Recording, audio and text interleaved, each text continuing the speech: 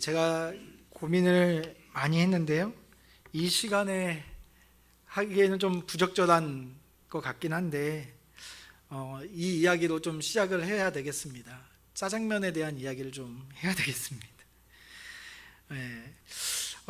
여러분이 기억하시는 짜장면의 모습은 어떤 게 있습니까?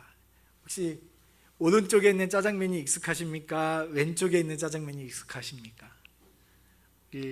아마도 좀 연세가 있는 분들은 오른쪽에 있는 짜장면이 익숙할 거고, 요즘 젊은 사람들은 짜장면 시키면 다 왼쪽 짜장면처럼 배달이 아마 올 겁니다.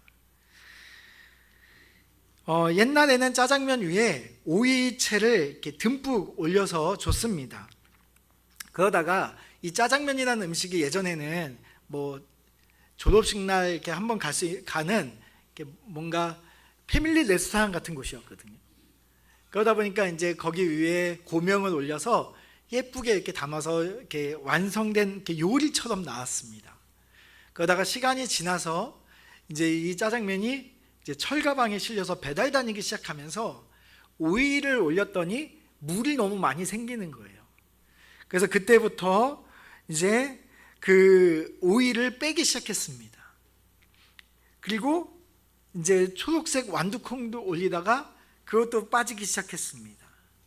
그러다가 이제 계란 단백질을 보충하기 위해서 계란도 하나 올라가 있었는데, 이제 짜장면들이 서로 가격 경쟁을 붙이면서 짜장면이 점점 싼 음식으로 계속 내려가다 보니까 계란이 다음에 메추리알로 변했다가 메추리알도 이젠 안 주는, 그래서 요즘에 짜장면 시키면 위에 아무것도 없는 상태로 배달이 오게 됩니다. 그냥 면하고 검은색 춘장 소스만 덩그러니 이제 나오게 되는 거죠. 그렇게 짜장면이 그 위에 올라간 고명이 토핑이 계속 바뀌었습니다.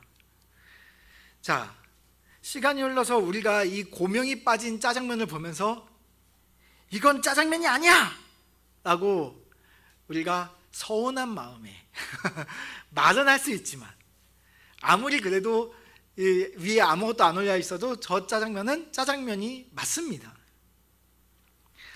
위에 뭔가 올려져 있고 더 맛있어 보이는 무엇인가가 이렇게 깔려 있지 않아도 짜장면이 짜장면이라는 사실 자체는 변하지 않습니다. 짜장면의 본질이 짜장면 면과 소스에 있기 때문에 그렇습니다.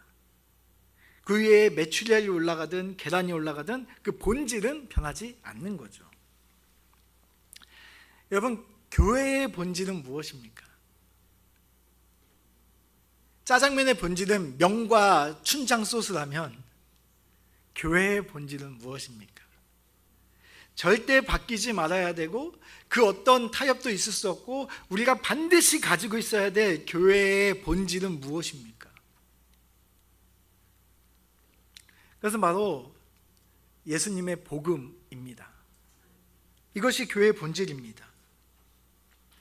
예수님의 복음, 다시 말하면 하나님을 알지 못하는 영혼이 하나님을 알므로 말미암아 예수 그리스도를 통하여서 하나님과의 관계가 회복되는 그 복음, 이것이 우리 교회의 면발이어야 하는 거예요. 그리고 예수 그리스도의 그 사랑으로 구원받은 우리들이 각자의 춘장 소스가 되어서 서로 비벼져 살아가며 사는 것이, 그게 짜장 소스가 되는 겁니다. 이게 교회의 본질입니다. 한마디로 말해 예수 그리스도의 그 복음입니다. 이건 절대적인 본질이에요. 변하면 안 되는 겁니다. 교회는 결코 이 본질을 놓쳐서는 안 됩니다. 어제 교회에 학생들이 와가지고 이제 청소년들이 와서 놀았습니다. 그 중에 저희 아들이 이제 같은 반 친구를 데리고 와가지고 새로 왔어요. 그럼 제가 목사로서, 걔는 원하지 않겠지만 제가 굳이 내려가서 인사하고 반갑게 맞이해주고 좀 뭐 이렇게 그래도 얼굴은 비춰야 되는 거잖아요. 근데 제가 어제 좀 할 일이 많았습니다. 그러다 보니까 제 엉덩이가 안 떨어지는 거예요. 급한 일을 하다 보니 제가 해야 될 일, 목사로서 해야 될 본질을 놓치고 제가 해야 될 급한 일, 물론 설교를 준비하고 있었지만 급한 일이라고 생각하는 그것 때문에 영혼 사랑에 대한 마음을 놓치고 있는 거예요. 우리가 본질을 놓치지 말아야지가 아니라 본질을 매일매일 생각하지 않으면 우리가 본질로 나아가질 않습니다. 우리가 죄인이기 때문에 그 복음을 향해서 우리가 가만히 있으면 가는 게 아니고요, 우리는 죄인이기 때문에 가만히 있으면 본질에서 멀어집니다. 제 엉덩이가 쉽게 떨어지지 않는 것이 제 본성이거든요. 근데 그거를 깨고 복음을 생각해야 제가 움직이고 나아갈 수 있는 겁니다. 제 스마트폰 카카오톡 혹시 들어오셔서 제 프로필을 눌러보신 분이 계신지 모르겠는데, 제가 처음 카카오톡이라는 걸 깔고 거기에 문구를 쓰라는 이야기를 보고 그 프로필에 그 제 문구를 상태 메시지라고 하죠. 그걸 써야 되는데 제가 뭘 쓰다가 고민하다가 한 번 써놓고 지금까지 바꾸지 않은 문구가 있습니다. 제 카카오톡에 보면 저 밑에 조그맣게 글씨로 나의 삶은 푸르게 열매 맺고 있는가? 라는 이 문구가 쓰여져 있습니다. 이 이야기는 실제 복음의 그 본질 자체가 내 안에 생명력으로 들어와서 그 복음의 본질이 내 삶을 통해서 실제적인 어떤 열매를 맺고 있는가, 나를 통해서 그 복음의 생명력이 경험되어지고 있고 느껴지고 있고 내 삶을 볼 때 그것들이 실제로 드러나고 있는가에 대한 제 스스로에게 던지는 질문입니다. 근데 이 질문을 하지 않으면 저는 아무렇지 않게 안 믿는 자하고 똑같이 본질에서 벗어나서 살 수밖에 없습니다. 끊임없이 저에게 질문해야 합니다. 복음이 나에게 작동하고 있는가? 복음이 내 안에 생명을 가지고 꿈틀거려서 열매를 맺어가고 있는가? 복음이 그저 듣기 좋은 어떤 장식품으로 있고 내 입으로 떠드는 설교에서 머물지 않고 진짜 내 삶의 본질의 자리에 차지하고 있어서 나의 삶을 변화시키고 열매를 맺고 있는가라는 질문이죠. 복음이 고명이 아니라 복음이 본질인 삶을 살고 있는가라는 질문입니다. 여러분 스스로에게 이 질문을 던진다면, 나의 삶은 푸르게 열매 맺고 있는가? 라는 질문을 여러분 스스로에게 던진다면 여러분은 지금 어떻게 대답을 하실 것 같습니까? 정말 여러분에게 그 복음이 여러분을 구원했을 뿐만이 아니라 오늘 여러분들을 하나님의 생명력으로 여러분을 오늘 변화시키고 오늘을 하나님 나라 천국을 경험하게 하며 여러분을 통해서 다른 사람들이 여러분을 통해서 예수 그리스도의 살아계심을 느끼고 경험하며 그들에게 복음의 또 다른 생명을 확장하는 일들이 여러분 삶 가운데서 드러나고 있습니까? 우리 지난 수요 오아시스 기도에 나눈 말씀을 진짜 짧게 나누겠습니다. 정말 더 듣기 원하시는 분은 우리 교회 유튜브에 들어가시면 자세히 보실 수 있습니다. 수요 오아시스 기도회 때 우리가 고린도전서 1장 18절 말씀을 보았습니다. 거기에 보면 십자가의 도, 바로 복음이 멸망하는 자들에게는 미련한 것이지만 구원받은 우리에게는 하나님의 능력이라고 했습니다. 이 하나님의 능력은 이 폭발적인 힘, 이 다이너마이트하고 같은 단어가 쓰여졌다고 이야기를 했습니다. 그러니까 다이너마이트 같이 내 삶에 변하지 않는 딱딱한 내 모습을 폭발시키는 하나님의 능력, 나를 변화시키고 뚫어버리는 복음의 능력이라고 이야기를 했습니다. 내 삶에 그 복음의 본질이 나를 변화시키고 나를 이끌어가고 있는지를 살펴보아야 되는 겁니다. 여러분, 오늘날 많은 교회들을 한번 살펴보시기 바랍니다. 교회가 본질에 집중하고 있습니까? 정말 교회들마다 그 복음이 그곳에 본질로서 자리하고 있습니까? 제가 대학교 사역을 시작했을 때만 해도 제 눈에 밤에 나가니까 빨간색 십자가가 너무 많은 거예요. 그래서 제가 무슨 생각을 했냐면, 야, 교회가 너무 많다. 나까지 교회할 필요는 없겠다. 교회가 없는 데 가서 교회를 해야 되겠다 해서 대학 사역에 시작했던 거였거든요. 그 대학 사역을 하면서 거기가 이제 미션 스쿨이다 보니까 수많은 목사들이 그곳에 와서 뭐 교수 예배, 학생 예배, 뭐 채플, 뭐 수없이 많은 목사들, 그리고 뭐 좀 나름 사이즈가 있는 교회 목사들이 수시로 와가지고 설교를 했습니다. 근데 제가 그 자리에서 너무나 충격을 받고 놀랐던 건, 제가 거기에 있는 6년 동안 단 한 번도 복음을 듣지 못했다는 거예요. 제가 그때 제 마음에 이제 세상에 교회가 많은 게 아니라 하나님이 보시기엔 교회가 너무 없겠구나라는 생각이 들었습니다. 그래서 제가 교회로 돌아왔거든요. 여러분, 교회는 복음이라는 본질을 벗어나고 교회라고 말할 수가 없습니다. 근데 요즘 많은 교회들이 그 교회의 본질인 복음을 들을 수도 찾아볼 수도 없습니다. 요즘에 큰 교회들, 대형 교회들 중심으로 큰 이슈가 있습니다. 이렇게 다툼의 쟁점이 되는 문제가 하나 있습니다. 그게 뭐냐면, 본당에 커피를 들고 와도 되는가 안 되는가입니다. 우리 교회는 제가 처음 왔을 때부터 커피를 들고 오는 게 이제 자연스러워서, 아, 우리 교회는 그래도 많이 열려 있네 라고 제가 생각을 했습니다. 옛날 어르신들은 본당에 먹을 걸 들고 들어오는 게 용납이 되지 않고, 젊은이들은 커피가 없으면 예배 시간에 잠을 깨고 예배를 드릴 수가 없고, 그 첨예한 이 문제 때문에 교회마다 다툼이 일어난다고 합니다. 교회 안에 커피를 들고 들어가는 것과 들어가지 않는 것은 교회의 본질입니까? 아닙니까? 그건 본질이 아닙니다. 그건 얼마든지 바뀔 수도 있고 교회의 선택에 따라 지킬 수도 있는 겁니다. 근데 중요한 건 무엇이냐? 수많은 교회들이 이 비본질적인 걸 가지고 목에 핏대를 세우고 싸우고 있습니다. 근데 정작 복음을 가지고 싸우거나 복음을 가지고 에너지를 쓰고 있지는 않다는 거예요. 우리가 목숨을 걸고 지켜야 될 복음과 영혼 구원을 위한 거대한 그 본질 앞에 너무 교회들이 무감각해져 있는 겁니다. 그러니까 요즘 교회들의 가장 심각한 문제는 뭐냐면, 짜장면집이라고 써놓고 짜장면을 팔지 않는 겁니다. 복음을 듣고 싶어 교회를 가도 복음을 들을 수 없다는 거죠.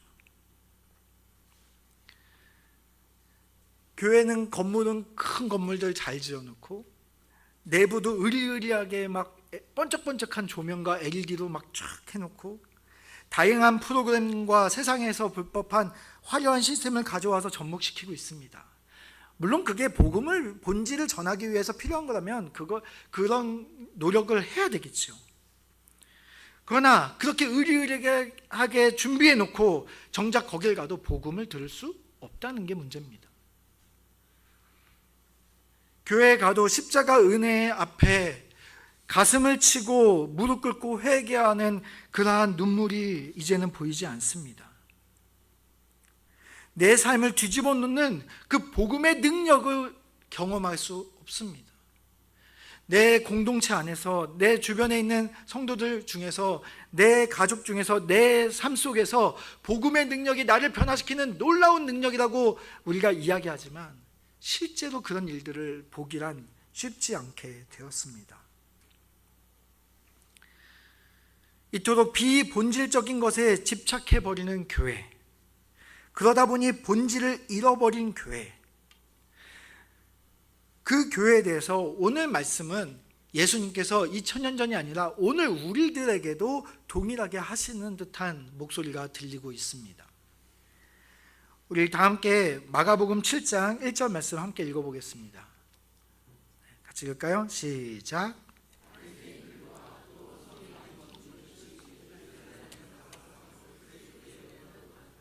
네, 오늘 말씀해 보니까 바리새인들과 서기관들이 다시 등장합니다.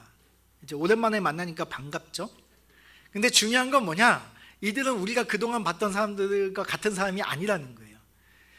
그동안은 이 갈릴리 지역의 지방 종교 세력들이었습니다. 근데 오늘은 누구냐면 예루살렘에서 파견된 종교 지도자들이라는 거예요. 이들은 지금 예수님의 인기가 하늘을 찔렀죠. 어디까지 들렸냐면 왕궁까지 들렸다고 했었잖아요. 그러니까 제자들이 막 복음을 전하고 다니고 그 복음의 폭발적인 힘을 경험하고 나니까 이걸 가만히 놔둘 수 없어서 예루살렘에서 특별 감시단을 파견한 겁니다. 특검이 압수수색 나온 거죠. 그래서 지금 뭐 하는 거예요? 지금 뭐 하고 예수님을 졸졸졸 쫓아다니면서 뭐 하나 잘못한 게 없나 하고 뚜려져 쳐다보고 있는 거예요.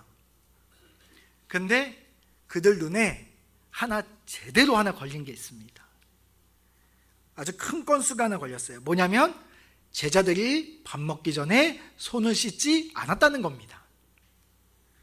물론 우리가 요즘 시대에 살고 특히 코로나를 넘어오면서 뭐 밥 먹기 전에 손 씻고 이런 우리 위생관념에 대해서 우리도 굉장히 이제는 익숙한 문화이긴 하지만 지금 이거는 위생적 관점으로 가지고 트집을 잡는 게 아닙니다. 이때부터 뭐 이전부터 지금 오늘날까지도 유대인들이 이 전통으로 지키고 있는 게 뭐냐면 이 손을 씻는 정결 예식입니다. 손을 씻을 때 어느 정도로 이것을 까다롭게 하냐면 이렇게 해갖고 이쪽 손 씻고 그 다음에 이렇게 해갖고 이쪽 손 씻으면 요 손잡이가 어떻게 돼요?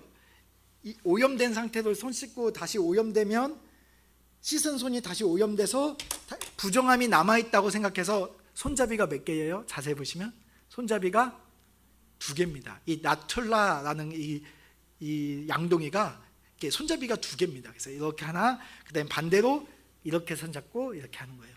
그 정도로 이제 깐깐하게 이 예식을 지킵니다. 그런데 이 규칙은 원래 하나님께서 일반 사람들에게 손을 씻으라고 했던 율법에서 온 내용이 아닙니다. 여기 이 규례는 어디서 왔냐면 성전에서 제사를 드리는 제사장들의 손을 정하게 하기 위해서 하나님이 제사장들 보고 손을 씻으라고 그런 거예요. 물두멍이에서 손 씻으라고 하잖아요. 그 손 씻으라고 하는 거예요. 그런데 종교 엘리트 집단들이 자신의 우월감을 드러내기 위해서 우리가 하는 것 너희들도 해라고 이야기를 한 겁니다. 그러면서 어디까지 통제하는 거냐면 일반 백성들의 밥 먹는 식탁까지도 통제하기 시작하는 거예요. 그러면서 하나님의 말씀이 아닌 장로들의 전통을 만들어서 백성들을 통제하고 그 위에 자기가 우월감을 가지고 위에 쓰는 거죠. 그러니까 일종의 거대한 영적 갑질을 하고 있는 겁니다. 근데 예수님을 따라다니던 사람들은 어떤 사람들이었나요? 그들의 대부분은 우리 지난주 본문 말씀에 보면은 마가복음 6장 53절에 보면 예수님께서 게네사렛 땅으로 가셨다라고 되어 있거든요. 이 땅은 어디냐면 이제 그 유대 땅의 끄트머리입니다. 서쪽 끄트머리예요. 그러니까 여기가 어디냐면 이제 조금 바로 옆으로 가면 그 이방 땅의 경계선에 있는 지역입니다. 그러니까 여기 작은 글씨로 안 보이겠지만 저 동그라미 있는 데가 게네사렛이고 그 밑에 보면 막달라 옆에 이렇게 길이 하나 있으면서 두로 방향이라고 써 있습니다. 그러니까 우리가 성경에서 보면 두로와 시돈이라고 이야기가 많이 나오는데 거기가 이방 땅입니다. 그러니까 예수님께서는 이제 갈릴리 호수 주변에 이렇게 쭉 다니시면서 복음을 전하셨고 이 7장에 와서는 이 게네사렛에 들려서 이제 두로와 시돈이라는 이방 땅에 가서 이제는 복음을 전하시려고 하시는 거예요. 자, 그런데 예수님께서 그 이방 땅으로 가시려고 하시는데 이 게네사렛 땅은 대부분 어부와 일반 하층 및 농부들이 모여 사는 동네입니다. 그리고 예수님과 함께하는 자들은 대부분 높은 귀족들이 아니라 하층민들이었잖아요. 지금 그들이 모여 있습니다. 예수님께서 어디를 향해 가시냐면 복음의 본질에 집중해서 영혼을 살리기 위해 이방 땅을 향해 가고 있습니다. 사람들은 그 이방인들을 더럽다고 부정하다고 이야기하는데 예수님은 그들에게 복음을 전하기 위해서 가고 계시는 거죠. 그런데 하나님의 말씀을 잘 안다고 하는 종교 지도자들은 죽어가는 영혼에게는 관심이 없고 예수님의 발목을 붙잡고 비본질적인 손 씻는 문제를 가지고 지금 논쟁하고 있는 겁니다. 그러니까 본질에서 벗어나서 비본질적인 그 고명의 문제, 손 씻는 문제를 가지고 이야기하는 거죠. 실제로 당시에 하층민들, 농부, 그 다음에 어부들은요, 실제로 이 손 씻는 규례를 잘 안 지켰습니다. 아니, 먹고 살기 바빠 죽겠고 밭에 나가서 확 하다가 어디서 손을 씻어요. 그러니까 그냥 하다가 먹고 또 가서 그냥 일하고 흙 묻은 손으로 일하고 그렇게 살았죠. 근데 지금 그들에게 쫓아와서 니네 손 안 씻고 밥 먹었지 갖고 지금 트집을 잡고 있는 겁니다. 그 본질에서 벗어나 비본질을 가지고 따지고 발목을 잡는 그들을 향해서 예수님께서는 6절에 이렇게 말씀하십니다. 아주 무섭게 말씀하시거든요. 우리 한번 같이 읽어보겠습니다. 시작. 이사야가 너희 외식하는 자에 대하여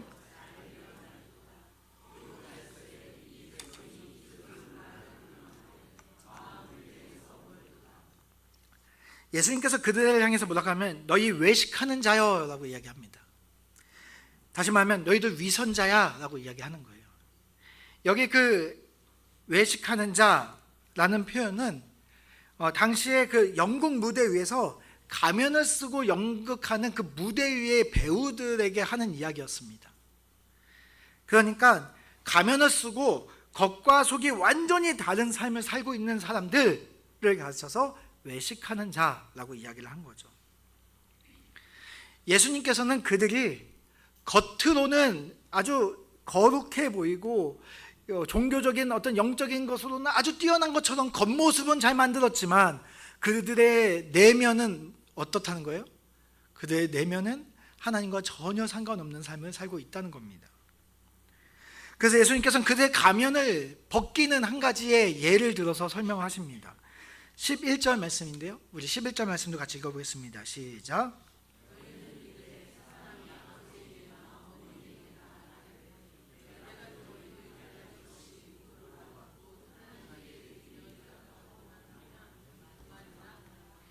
네, 여기서 말하는 고르반, 이거는 하나님께 드림이 되었다. 즉, 내 삶의 가장 소중한 것을 하나님께서 기꺼이 바치겠다라는 뜻입니다. 그러니까 고르반은 굉장히 좋은 뜻이죠. 겉으로 볼 땐 굉장히 좋은 뜻입니다. 아주 아름다운 단어죠.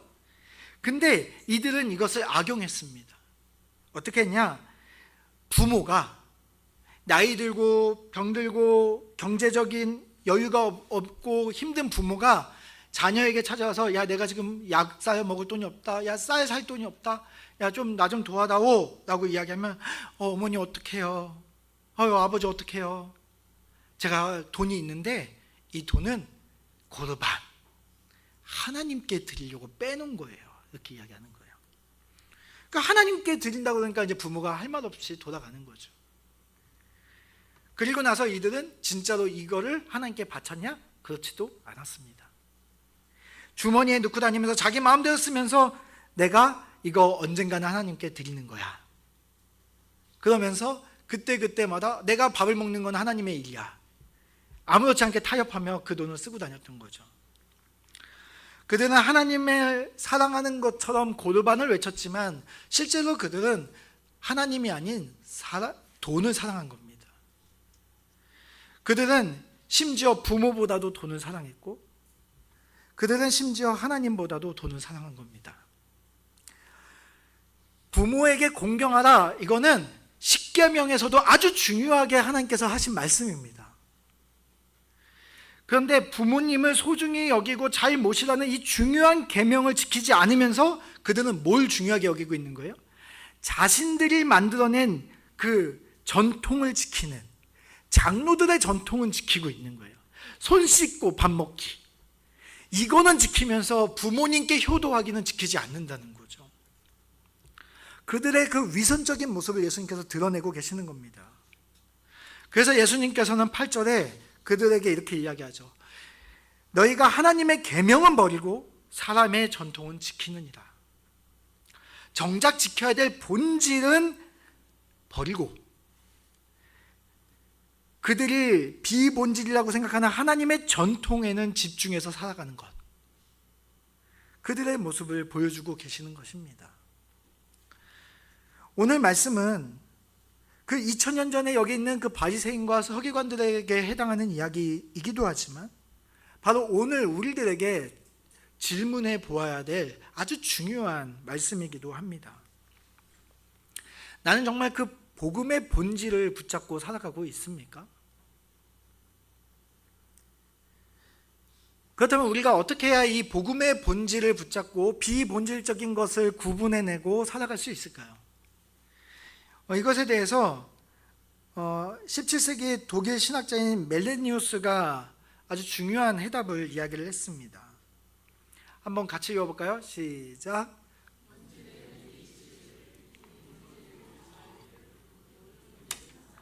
네, 본질에는 일치를, 비본질에는 자유, 관용을, 모든 일에는 사랑을. 이 짧은 이야기가 우리 그리스도인들에게, 그리고 교회가 어떤 방향으로 살아가야 되는지, 본질을 향해서 어떻게 나아가야 되는지 그 태도에 대해서 명확하게 보여주고 있습니다. 첫 번째로 본질에는 우리가 일치를 보아야 합니다. 우리 교회가 절대 양보할 수 없는 예수님의 복음과 영혼 구원에 대해서는 우리는 하나의 목소리가 나와야 합니다. 우리 교회가 예수님과 함께 걷겠다라고 이야기한 것은 이 본질을 우리가 붙잡겠다는 이야기입니다. 이 본질을 붙잡는 데 있어서 모두가 생명을 걸고 타협하지 않고 한 마음으로 목숨 걸고 나아가야 됩니다.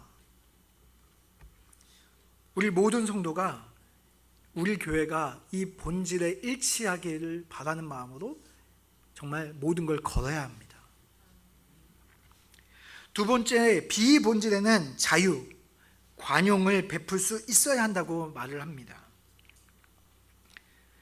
여러분, 만약에 오늘 우리 선영이가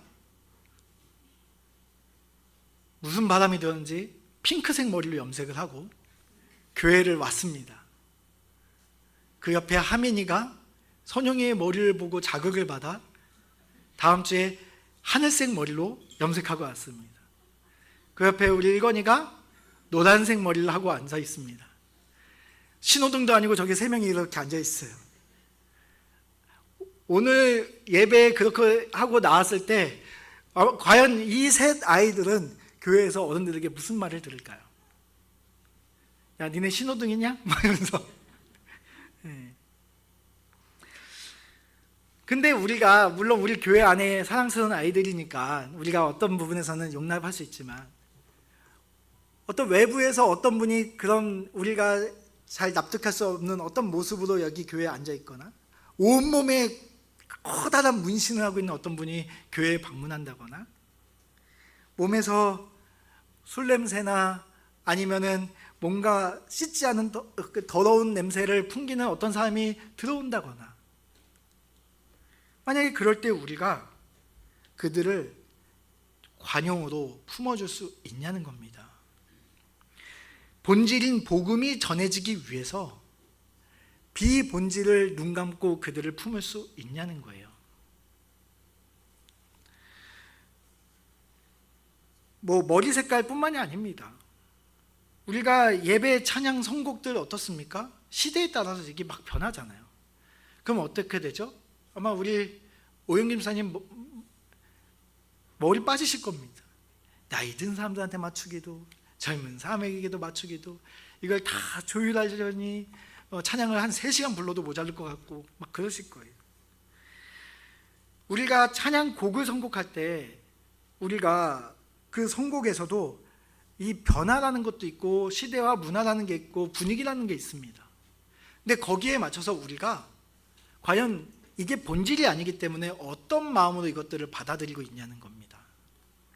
물론 우리가 잘못된 찬양의 가사가 쓰여져 있거나 찬양이 어떤 잘못된 방향으로 나아간다 그러면 그 본질에 영향을 미칠 정도면 우리가 조심해야 되겠지만, 그렇지 않다면 우리는 이것을 어떻게 받아들이냐는 거예요. 또 우리의 복장도, 우리가 뭐 어떤 옷을 입고 왔느냐, 신발은 무엇을 신고 왔느냐. 우리 지난주에 저희 하임이가 크록스 신고 나가다가 언니한테 한 소리 먹고 들어와서 신발 갈아 신고 나갔습니다. 그런 어떤 시대에 따라서 변할 수도 있고, 아직 그것을 잘 이해하지 못해서 어떤 잘못된 아니면은 다른 반응을 하거나 우리의 생각의 그 폭, 난 그래도 괜찮아, 이 정도는 나는 괜찮아 라고 하는 서로의 저마다의 기준이 다르기 때문에 그 다른 기준을 가지고 등장했을 때 우리는 그 비본질에 대해서 어떤 태도를 가지고 있냐는 겁니다. 우리가 비본질에는 자유함이 있어야 합니다. 관용이 있어야 돼요. 품을 수 있어야 합니다. 근데 이 말을 여러분이 오해할 수도 있습니다. 그래, 나이 먹은 내가 다 그냥 이해하고 살아야지. 그게 아니죠. 그건 교회가 하나 되는 게 아닙니다. 젊은 사람들도 옛 찬송가, 옛날 찬양 할 때 그때도 은혜가 있어야 합니다. 그게 본질이죠. 그 찬양을 넘어서는 하나님을 우리가 바라보고 찬양한 거기 때문에 옛날 찬양 막 그 찬송가를 해도 거기서도 은혜를 받아야 되는 거예요. 우리가 연세 있는 분들도 요즘 하는 찬양들 잘 못 따라 하시잖아요. 물론 제가 제일 못 따라 하는 것 같긴 합니다. 그런 어려운 찬양 속에서도 우리가 하나님을 바라보고 그 가사 속에서 우리가 은혜를 받을 수 있어야 되는 거죠. 우리 복장 또한 우리가 함께 공동체를 이루어가면서 서로 어느 정도 선을 가지고 함께 지키려고 신경 쓸 필요가 있겠죠. 그러나 그것을 우리가 어떤 태도로 그것을 바라보고 그것에 대해서 우리가 함께 만들어 가냐는 것은 또 다른 이야기인 겁니다. 본질을 우리가 지키되 비본질에는 자유가 있어야 되는데 비본질을 본질에다 갖다 끼워 넣으려고 하는 거예요. 그러면 어떻게 될까요? 비본질을 본질에 갖다 놓으면 비본질적인 걸 가지고 우리는 사람을 정죄하게 됩니다. 너 왜 옷 그렇게 입어? 넌 왜 그런 찬양을 하니? 넌 왜 머리가 신호등이야? 정죄하게 되는 거죠. 물론 여러분, 제가 만약에 여기 설교에 서서 반은 핑크색, 반은 하늘색으로 염색하고 왔다고 생각해 보십시오. 여러분 어떨 것 같으십니까? 비본질이야 비본질 하면서 여러분 어떠실까요? 비본질이야 비본질 하면서 처음부터 예배 끝날 때까지 제 머리만 보면서 참을인자를 써가며 그러다 시간 보내시겠죠. 그러니까 제가 여러분들이 본질인 복음에 집중할 수 있도록 제 머리가 까만색인 겁니다. 여러분, 그렇기 때문에 이 세 번째가 중요합니다. 모든 일에는 사랑을 담아서 해야 합니다. 우리의 자유도 굉장히 수종합니다. 그리고 누군가를 품어주는 그 관용도 중요합니다. 그러나 누군가가 우리의 그 태도와 정죄함으로 인하여 그들이 예수님께 나아가는 길을 막고 있지는 않는지 우리를 바라보고 우리의 태도가 사랑의 태도로 바뀌어야 합니다. 여러분, 관심 가지고 잔소리하는 게 사랑이 아닙니다. 여러분, 사랑은 뭐예요? 사랑은 오래 참는 거예요. 또 사랑은요, 무례하지 않는 겁니다. 근데 우리는 사랑이라는 이름으로 오래 참지 않고요, 사랑이라는 이름으로 무례하게 행동합니다. 그것이 교회를 비본질적인 문제를 가지고 갈라지게 하죠. 우리는 예수님과 함께 걷는 교회를 위해서 이곳에 모여 있습니다.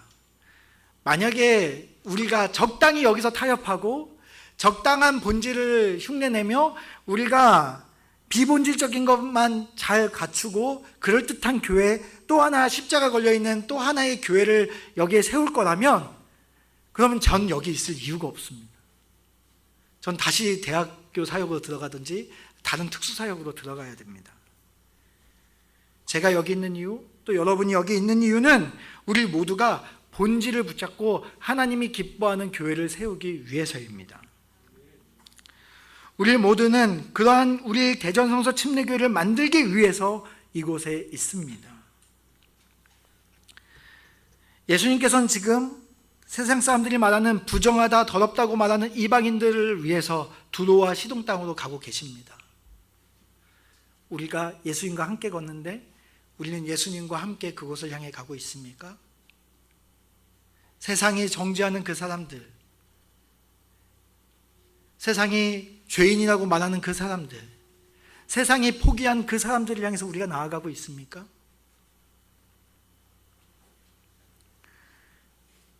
예수님과 함께 걷는 이 본질을 붙잡고 우리가 비본질에 있는 서로가 관용을 베푸고 품어주면서 예수님의 마음으로 사랑해서 결국에는 그 사람 안에 복음이 들어가서 복음이 그 사람을 변화시켜서 핑크색 머리로 좀 갈색 머리쯤으로 바뀌고 그렇게 되게 만드는 거죠. 나의 삶은 푸르게 열매 맺고 있는가? 이 질문이 우리에게 날마다 질문되어졌으면 좋겠습니다. 그리고 우리 교회에게 이런 질문이 계속되었으면 좋겠습니다. 그래서 우리 교회는 복음의 냄새가 나야 됩니다. 짜장면 없는 짜장면집이 아니라 우리 교회는 교회라면 복음을 들을 수 있어야 합니다. 교회라면 우리 성도들을 통해서 복음의 냄새가 나야 합니다. 우리 교회가 진짜 복음 맛집이 되기를 바랍니다. 한 번 왔던 사람도 두 번 오고 싶고, 우리 새가족반 시작하는데 제가 3주 과정을 만들었는데 다 한 주만 오고 안 오면 제가 이게 얼마나 민망하겠어요. 한 번 가고 두 번 가고 세 번 가고 자꾸 그 복음의 맛을 보고 싶은 교회가 되기를 바랍니다. 그렇게 우리 함께 하나님이 기뻐하시는 교회를 향해서 함께 나아가길 바랍니다. 우리 함께 찬양 드리겠습니다.